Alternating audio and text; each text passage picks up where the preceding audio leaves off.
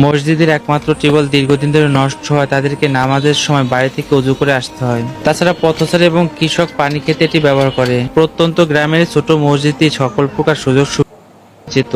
কলটি বেশিরভাগ সময় বয়স্কদেরই ব্যবহার করতে দেখা যায়, তবে পাশে পুকুর থাকায় মাটি বসিয়ে টিউবওয়েলটি ব্যবহারে অনুপযুক্ত যে কেউ পিছল খেয়ে পড়ে যেতে পারে। পানি খেতে গিয়ে কলটির অবস্থা দেখে তা মেরামতের উদ্দেশ্যে কাজ শুরু করি। টিউবওয়েলটি খুলে দেখা যায় অনেকদিন ব্যবহার না করার ফলে ভিতরে জং ধরে গেছে। এরপর নতুন একটি ওয়াশার লাগিয়ে পানি ওঠানোর ব্যবস্থা করি। তবে কলটি দীর্ঘদিন ব্যবহার না করায় পানির সাথে প্রচুর ময়লা আসে।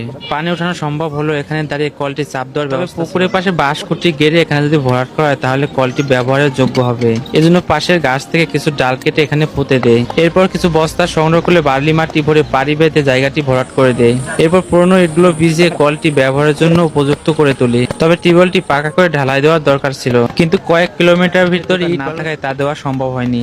যদিও ইটের সোলিং বিছানোর পরে কলটি এখন ব্যবহারের জন্য উপযুক্ত। এরপর কলটি রং করার ব্যবস্থা করলাম যাতে জং পরে কলটি নষ্ট হয়ে না যায়। রাস্তার পাশে এমন টিউবওয়েলগুলো সবারই প্রয়োজন পড়ে, তবে কলটি কৃষকদের জন্য পানি খাওয়ানোর সবচেয়ে বেশি মসজিদের উদ্দেশ্যে বসানো হলে এটা সকল মানুষের প্রয়োজন মেটায়। যে পানি আমাদের জীবন বাঁচায় তার পাশের পরিবেশটা আমাদেরই সুন্দর করতে হবে। এমন কাজ কারো একার পক্ষে করা সম্ভব না, তাই সবাই মিলেমিশে করা উচিত।